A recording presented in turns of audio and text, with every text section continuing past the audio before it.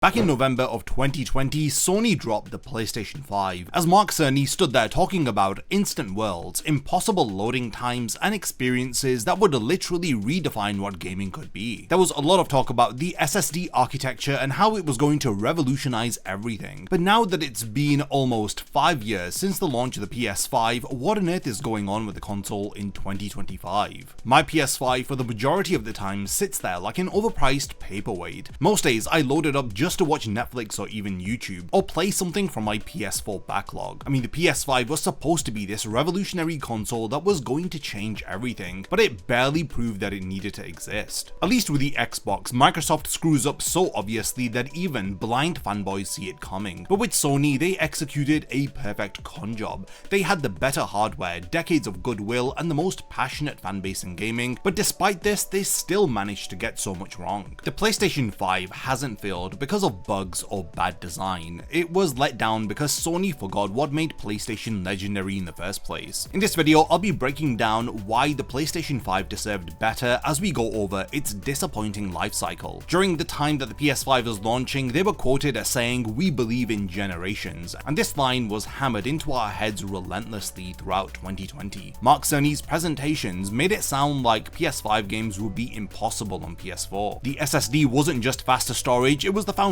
for entirely new types of experiences. Do you remember those portal sequences in Ratchet and Clank? Well, that was the future, and it was exclusive to PS5. On the 16th of September 2020, during the Sony showcase, we were shown Horizon Forbidden West, God of War Ragnarok, Spider-Man Miles Morales, and it was revealed that these were all cross-gen. The games that they were selling as next-gen exclusives were actually designed for PS4 hardware, which was 8 years old at the time. Now here's where things get really frustrating. Jim Ryan had the audacity to tell the Washington Post that no one should be disappointed. He claimed that those cross-gen games were built from the ground up for PS5, while simultaneously confirming PS4 support would continue for years still. Cross-gen development for games doesn't just affect the graphics, it affects every single aspect of game design. You cannot build around instant loading with an SSD when half of your audience on the PS4 is stuck with mechanical hard drives. Those revolutionary SSD features that Sony talked about were worthless when you need 30-second loading screens for PS4 players. The foundation of PS5's technical advantage crumbles because Sony chooses profit over innovation. Internal documents later revealed that Sony planned cross-gen releases from day one while publicly promising PS5 exclusives. They lied to a majority of their most passionate fanbase, selling them the next-generation console while delivering last-gen games. While Sony was publicly promising endless exclusives, behind the scenes they were butchering their own pipeline. Days Gone 2, The Last of Us factions, and a God of War live service project as well as dozens of unnamed titles were axed before anyone knew that they had existed. Sony had chased after the live service trend, and after the hype of live service games was over, Sony dug a deeper grave and cancelled endless titles. Days Gone 2's cancellation was particularly cruel as the original game found massive success on PlayStation Plus and PC despite it receiving mixed reviews. Instead of supporting Bend Studios' vision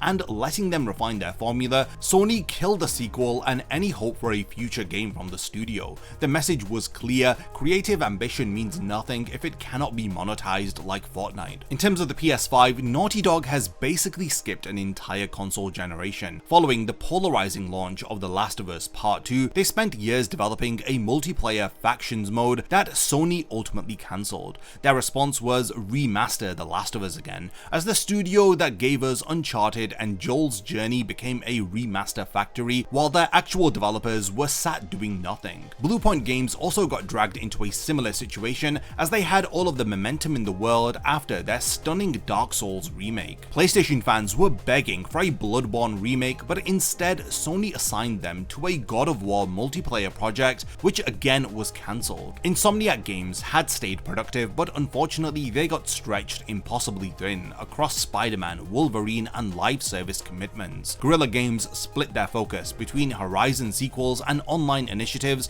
and every studio had to sacrifice single-player games for these multiplayer live service trend-chasing games. Every cancelled single-player project represented resources that were poured into a graveyard of failed concepts. Sony traded their entire identity for these trends that ultimately went nowhere. On the 23rd of August 2024, Concord launched with Sony's full marketing machine behind it. This game represented 8 years of development and an estimated $200 million budget. There were dreams of capturing that sweet live service money, but 2 weeks later, Sony shut down the service permanently and they closed Firewalk Studios entirely. This failure was so humiliating on multiple levels. While PlayStation fans begged for single-player exclusives, Sony dumped a fortune into yet another game that ultimately was cancelled. They looked at a market oversaturated with free-to-play live service games and they decided to charge $40 for the privilege of playing Concord, which is basically a Walmart discount version of Overwatch. What really annoys me is Sony's disconnect from their fans. Sony executives genuinely believed gamers would abandon Overwatch 2, Valorant, and Apex Legends for their soulless multiplayer experience on Concord. They built a product that nobody wanted, they marketed it to an audience that didn't exist, and then they acted shocked when everything crashed and burned. Imagine what Bluepoint Games could have done with that $200 million. They could have definitely released that Bloodborne remake. Ben Studio could have used those funds for Days Gone 2. Instead, Sony lit that money on fire and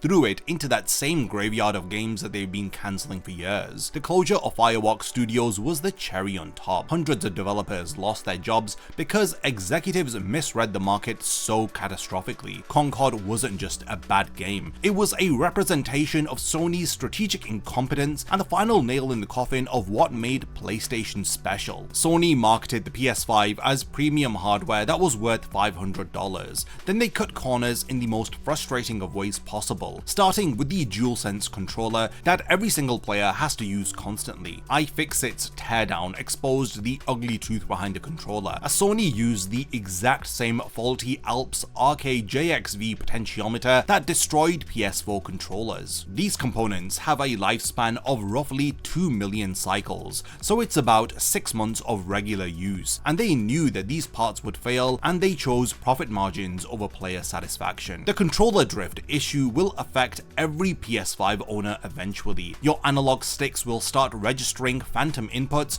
making precise movement impossible in games like Elden Ring or any competitive shooter. This problem was so bad that it resulted in a class action lawsuit and widespread frustrations. Sony's solution to this was to sell replacement for $70 each. Then you have the storage issues, which make everything worse. The PS5's 825GB SSD sounds generous until you realize that the usable space on the SSD is around 667GB. Call of Duty alone sits at 200GB of storage, meaning you can barely store 3 major AAA games. Sony's fix for this is to force users to buy expensive NVMe SSDs or use external storage that doesn't even have the appropriate read or write speeds to run PS5 games. The updates on the PlayStation also regularly remove features instead of adding them. Network connectivity issues persist years after the console has launched, and they had also promised instant loading, but the console struggles with basic functionality which had worked fine on the PS4. For a $500 premium device, these problems are inexcusable in my opinion, and they prove that Sony prioritizes extracting profits over delivering premium experiences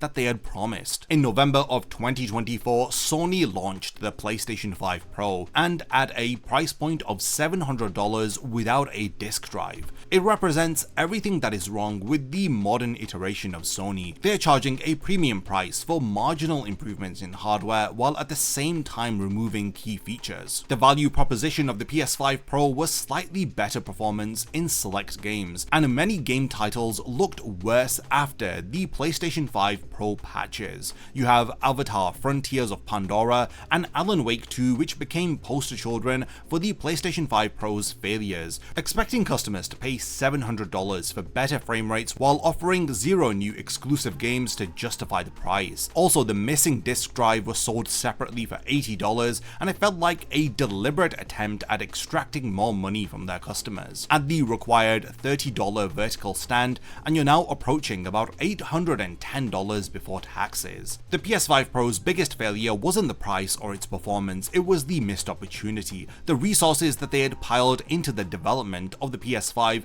could have been used to fund exclusive games that could have made it worthwhile to own a PS5. Sony instead doubled down on hardware that nobody needed or asked for while ignoring the drought of games that had defined this console generation. Previous PlayStation generations celebrated creative risks with bold new IPs ideas and experiences that pushed artistic boundaries. The PS5 era has come to be defined with mediocrity. PlayStation was known to take chances with games like Ico, Shadow of the Colossus, Katamari Damacy, as the brand championed weird, wonderful experiences that couldn't exist anywhere else. Sony's amazing Japanese games brought some unique perspectives to Western markets, and they funded ambitious projects that didn't always succeed commercially but advanced gaming as an art form. Unfortunately, Ryan's leadership has destroyed this culture. Demands from higher-ups have shifted the focus of every development studio towards live service games. Creative directors got reassigned to multiplayer projects, and the question has changed from what amazing experience can we create to how do we monetize player engagement. This cultural shift with Sony explains why even successful PS5 exclusives felt hollow and empty. Like how Spider-Man 2, despite its 91 Metacritic score, received mixed fan reception, as fans discuss how it is rushed and unfinished as they criticize removing suit powers and shortened story mode campaigns. While the game hit technical benchmarks, it lacked the soul that made previous PlayStation exclusives feel essential. While the PlayStation 5 has sold over 65 million units, this has been done on the back of promises that they didn't keep, as there are a ton of PS5 owners with genuine regret about their purchases.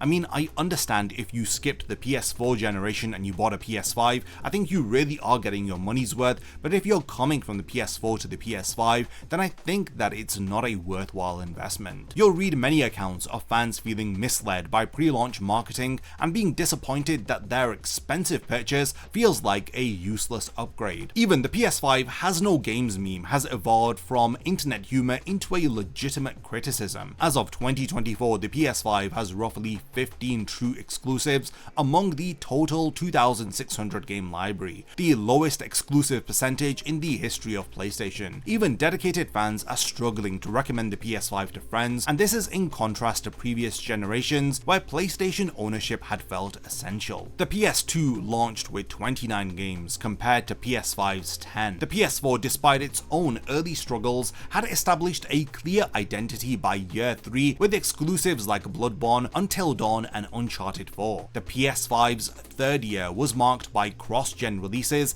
and cancelled projects. And then you have Sony's PC port strategy, which is compounding the problems further. Major exclusives like Helldivers 2 and Ghost of Tsushima Director's Cut are now available on PC, while others receive ports after timed exclusivity periods. While this increases the revenue that Sony will see, but it reduces the appeal of the PS5 for dedicated fans. I mean, there is some positivity, as you have Astrobot winning Game of the Year, and this represents the creative, platform-specific experience that fans had wanted from the PS5. But one standout exclusive game cannot compensate for the broader issues of the game drought on the console, and its success serves as a reminder of what the PS5 could have been if the resources were allocated correctly to it. Back in February of 2024, Sony laid off 900 PlayStation employees following studio closures and more cuts throughout 2025. Sony closed London studios entirely, and like I've mentioned, they shut Firewalk Studios after Concord's failure. PlayStation Visual Arts and Studio Malaysia both suffered widespread layoffs in 2025 as they lost developers with decades of experience. Sony announced these layoffs while at the same time bragging about their record profits. They got rid of hundreds of jobs not because they were struggling, but because they prioritized shareholder returns over employee loyalty. The people who created PlayStation's most beloved games were treated as disposable resources. Jim Ryan's departure from Sony in 2024 did bring management restructuring, but the damage was already done. Years of strategic incompetence had already destroyed the foundations that made PlayStation so great. In February of 2024, Sony also announced that the PS5 was entering the later stage of its life cycle. This is barely 3 years after most people could actually buy one. The message was unmistakable. Even Sony has given up on the PS5, and it just reminds me of their approach towards the PS Vita. The PS6 development timeline of 2027 to 2028 represents both opportunity and an insult to the fans. It's an opportunity for Sony to fix their mistakes, but it's an insult to everybody who has already invested in a PS5 and its potential. If you're asking me, the PlayStation 5 never got a chance to prove itself before being relegated to legacy console status. The early PS6 announcement had solidified everything wrong with Sony's current mindset. Instead of supporting the PS5 with exclusive content that would justify its existence, they would rather sell you new hardware and the pattern is clear, promise revolutionary experiences and then under-deliver on these promises and then ask your customers to buy the next console. While I'm certain that the PlayStation 6 is going to fix some of the problems of the PS5, it cannot repair the trust that Sony has eroded with its most loyal fans. They have proven that their promises mean nothing and that innovation takes a backseat to trends and profit margins. Honestly, I really wish that the PlayStation 5 had more of a better life cycle. This console or this entire generation will be remembered as the what could have been era of gaming. This was a console generation that promised us everything and delivered nothing. Sony has clearly forgotten what had made PlayStation succeed in the first place. I hope that there is a turning point for the PS5 and that this console generation can recover by some miracle. Otherwise, we have the PlayStation 6, which is releasing in like 2 to 3 years, which could just further compound on the issues that we've already seen. While I do think that the PlayStation 5 deserved better, I think ultimately it's the fans of PlayStation which deserved better treatment. Gaming is becoming even more of an expensive hobby to maintain, and everybody is thinking twice before purchasing consoles and games, and when you go out and spend so much money, it's really heartbreaking when the services that are offered are substandard and worse than what we had seen before. But yeah, we've reached the point of the video where I want to hand over the discussion to all of you. Let me know all of your thoughts on this current generation of console gaming and how the PlayStation 5 has disappointed everyone. I look forward to reading all of your comments, and thank you for making it to the end of this one, and I can't wait to see you in my next video. A massive thank you goes out to all of my amazing Patreon supporters for helping to make this video possible. If you also want to support the channel and see your name in the end of my videos, then check out my Patreon, which has loads of perks like early video access and so much more. Thank you for sticking around till the end of the video, and whatever you contribute will mean a lot to me.